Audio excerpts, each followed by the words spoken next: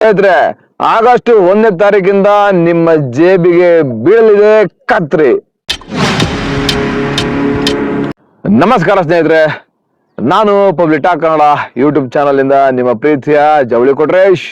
ಸ್ನೇಹಿತರೆ, ಆಗಸ್ಟ್ 1ನೇ ತಾರೀಕಿಂದ ನಿಮ್ಮ ಜೇಬಿಗೆ ಬೀಳಲಿದೆ ಕತ್ರಿ.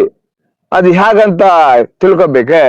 ಮತ್ತೆ ಆಗ್ತಡ ಬನ್ನಿ, ಈ ನನ್ನ public talk Kannada YouTube channel ನ ಸಬ್ಸ್ಕ್ರೈಬ್ ಮಾಡ್ಕೊಳ್ಳಿ. ಹಾಗೆ ಪಕ್ಕದಲ್ಲಿರೋ ಬೆಲ್ ಐಕಾನ್ ಒತ್ಬಿಡಿ, ನನ್ನೆಲ್ಲ ನೋಟಿಫಿಕೇಶನ್ಗಳು ನಿಮಗೆ ಬರುತ್ತೆ. ಹಾಗೇನೆ ಯಾಕೆ ಕತ್ರಿ ಬೀಳುತ್ತೆ ಅಂತ ನಿಮಗೆ ನಾನು ಈ ವಿಡಿಯೋದಲ್ಲಿ ತಿಳಿಸ್ಕೊಂತ ಹೋಗ್ತೇನೆ. ಸ್ನೇಹಿತರೆ, ಆಗಸ್ಟ್ 1ರಿಂದ ನಮ್ಮ ಹಣಕಾಸು, ಪ್ರಯಾಣ ಮತ್ತು ತೆರಿಗೆ ಕ್ಷೇತ್ರಗಳಲ್ಲಿ ಹಲವಾರು ಬದಲಾವಣೆಗಳು ಬರ್ತಾವು. ಅವು ಯಾವ್ಯಾವ ಅಂತ ನಿಮ್ಗೆ ಹೇಳ್ತಾ ಹೋಗ್ತೀನಿ. ಯಾವಂದ್ರೆ ಒಂದು 5 ಬದಲಾವಣೆಗಳಂತೂ ಆಗೋ ಸಾಧ್ಯತೆ ಇದೆ. ನಿಮಗೆ ಆ 5 ಬದಲಾವಣೆಗಳು ಯಾವಂತ ಹೇಳ್ತೀರಿ ಬನ್ನಿ. ಸ್ನೇಹಿತರೆ, ರೈಲ್ವೆ ತತ್ಕಾಲ್ ಟಿಕೆಟ್ ಬುಕಿಂಗ್. ಭಾರತೀಯ ರೈಲ್ವೆ ತತ್ಕಾಲ್ ಟಿಕೆಟ್ ನ ಕಾಯ್ದಿರಿಸುವಿಕೆ ಪ್ರಕ್ರಿಯೆಯನ್ನ ಸುಗಮಗೊಳಿಸಲು ಹೊಸ ನಡಾವಳಿಯನ್ನು ತರ್ತಾ ಇದೆ. ಬುಕಿಂಗ್ ಕೌಂಟರ್ಗಳಲ್ಲಿ ಗಂಟೆಗಟ್ಟಲೆ ಸಾಲಲ್ಲಿ ನಿಂತ್ಕೊಂಡು ಟಿಕೆಟ್ ಸಿಗ್ಲಿಲ್ಲ ಅನ್ನೋದನ್ನ ತಪ್ಪಿಸೋದಿಕ್ಕೆ ಮುಂಚಿತವಾಗಿಯೇ ನಿಮ್ಗೆ ಟೋಕನ್ ವಿತರಣೆ ಮಾಡಲಾಗ್ತಿದೆ ಅಂತೆ. ಇದರಿಂದ ಕೌಂಟರ್ಗಳಲ್ಲಿ ಉಂಟಾಗೋ ನೂಕುನುಗ್ಲನ್ನ ತಡಿಬಹುದು ಅಂತ ಈ ಒಂದು ನಿಯಮನ ತರ್ತಾ ಇದ್ದಾರೆ.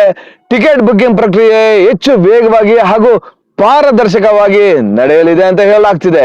ಈ ಒಂದು ನಿಯಮ ಜಾರಿಗೆ ಬಂದ್ರೆ ತುಂಬಾ ಅನುಕೂಲ ಆಗುತ್ತೆ ಅಲ್ವಾ ಸ್ನೇಹಿತರೆ? ಎರಡನೇದೇನಪ್ಪ ಅಂದ್ರೆ, ಕ್ರೆಡಿಟ್ ಕಾರ್ಡ್ FD ರೂಲ್ಸ್ ಬದಲಾಗುತ್ತೆ. ಹೇಗಂದ್ರೆ, ಪ್ರಮುಖ ಬ್ಯಾಂಕ್ಗಳ ತಮ್ಮ ಸೇವಾ ಶುಲ್ಕಗಳು ಮತ್ತು ರಿವಾರ್ಡ್ ನಿಯಮಗಳನ್ನ ಪರಿಷ್ಕರಿಸ್ತಾ ಇದೆ ಅಂತೆ. ಕ್ರೆಡಿಟ್ ಕಾರ್ಡ್ ರಿವಾರ್ಡ್ ಪಾಯಿಂಟ್ಗಳ ಮೌಲ್ಯ ಮತ್ತು ಮೈಲಿಗಲ್ಲು ಸೌಲಭ್ಯಗಳಲ್ಲಿ ವ್ಯತ್ಯಾಸವಾಗಲಿದೆ ಅಂತ ಹೇಳಲಾಗ್ತಿದೆ. ಜೊತೆಗೆ ಆನ್ಲೈನ್ ಯುಟಿಲಿಟಿ ಬಿಲ್ ಪಾವತಿಗಳು, SMS ಅಧಿಸೂಚನೆಗಳು ಹಾಗೂ ವಾರ್ಷಿಕ ನಿರ್ವಹಣಾ ಶುಲ್ಕಗಳು ಬದಲಾಗೋ ಸಾಧ್ಯತೆ ಇದೆ ಅಂತ ಹೇಳಲಾಗ್ತಿದೆ. ಇದು ಎಷ್ಟು ವರ್ಕೌಟ್ ಆಗುತ್ತೋ ವರ್ಕೌಟ್ ಆಗಲ್ಲ ನೋಡ್ಬೇಕಾಗಿದೆ. ಮೂರನೇದೇನಪ್ಪ ಅಂದ್ರೆ, ಸರಳೀಕೃತ CKYC ವ್ಯವಸ್ಥೆ.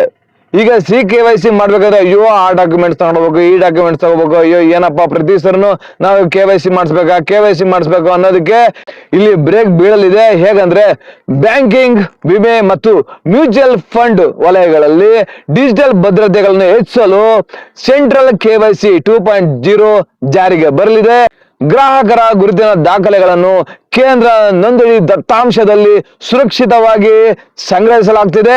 ಇದರಿಂದ ಗ್ರಾಹಕರ ಒಪ್ಪಿಗೆಯೊಂದಿಗೆ ಹಣಕಾಸು ಸಂಸ್ಥೆಗಳು ನೇರವಾಗಿ ಈ ದಾಖಲೆಗಳನ್ನ ಪಡಿಬಹುದು.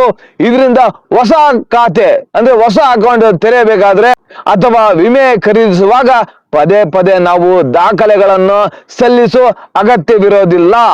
ಇದು ಕೂಡ ತುಂಬಾ ಉಪಯೋಗವಾಗ್ತಿದೆ ಅಂತ ನನ್ನ ಒಂದು ಭಾವನೆ. ನಿಮಗೆ ಏನನ್ಸುತ್ತೆ ಅಂತ ಕಾಮೆಂಟ್ ಮಾಡಿ. ಈ 4ನೇದೇನಪ್ಪ ಅಂದ್ರೆ, LPG ಬೆಲೆ ಪರಿಷ್ಕರಣೆ. ಅಂತಾರಾಷ್ಟ್ರೀಯ ಮಾರುಕಟ್ಟೆಯಲ್ಲಿ ಕಚ್ಚಾ ತೈಲದ ಬೆಲೆ ಮತ್ತು ಆರ್ಥಿಕ ಪರಿಸ್ಥಿತಿಗಳಿಗೆ ಅನುಗುಣವಾಗಿ ತೈಲ ಮಾರುಕಟ್ಟೆಯ ಕಂಪನಿಗಳು ಪ್ರತಿ ತಿಂಗಳು 1ರಂದು ದರವನ್ನು ಪರಿಷ್ಕರಿಸ್ತಾ ಇದೆ. ಆಗಸ್ಟ್ 1ರಿಂದ ಗೃಹ ಬಳಕೆ ಹಾಗೂ ವಾಣಿಜ್ಯ ಸಿಲಿಂಡರ್ಗಳ ನೂತನ ಬೆಲೆಗಳು ಪ್ರಕಟಗೊಳ್ಳಲಿವೆ. ಮಾರ್ಚ್ ಮತ್ತು ಜೂನ್ ತಿಂಗಳಲ್ಲಿ ಬೆಲೆ ಏರಿಕೆಯಾಗಿತ್ತು. ಈ ಬಾರಿಯ ದರ ಬದಲಾವಣೆಯತ್ತ ಸಾರ್ವಜನಿಕರ ಗಮನ ನೆಟ್ಟಿದೆ ಅಂತ ಹೇಳ್ಬಹುದು.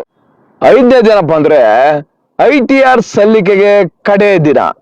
ಆದಾಯ ತೆರಿಗೆ ರಿಟರ್ನ್ಸ್ ಸಲ್ಲಿಸುವವರಿಗೆ ನೆನಪಿರಬೇಕಾದ ಪ್ರಮುಖ ಗಡುವುಗಳು: ವೇತನದಾರರಿಗೆ ಜುಲೈ 31, ಸ್ವಯಂ ಉದ್ಯೋಗಿ, ಫ್ರೀಲಾನ್ಸರ್, ಸಣ್ಣ ಉದ್ಯಮಿಗಳಿಗೆ ಆಗಸ್ಟ್ 31 ಕೊನೆ ದಿನಾಂಕವಾಗಿದೆ. ಸ್ನೇಹಿತರೆ, ನೋಡಿದ್ರಲ್ವಾ? ಆಗಸ್ಟ್ 1ರಿಂದ ಈ 5 ಪ್ರಮುಖ ಬದಲಾವಣೆಗಳಾಗುತ್ತೆ. ಇದಕ್ಕೆಲ್ಲ ನೀವು ರೆಡಿ ಆಗಿರ್ಬೇಕಂತ ಹೇಳ್ತಾ, ಈ ಮಾಹಿತಿ ನಿಮ್ಗೆ ಇಷ್ಟ ಆದ್ರೆ ದಯವಿಟ್ಟು ಶೇರ್ ಮಾಡಿ. ಹಾಗೆ ನನ್ನ ಪಬ್ಲಿಕ್ ಟಾಕ್ ಕನ್ನಡ ಯೂಟ್ಯೂಬ್ ಚಾನಲ್ನ ನೋಡೋದನ್ನ ಮರಿಬೇಡಿ.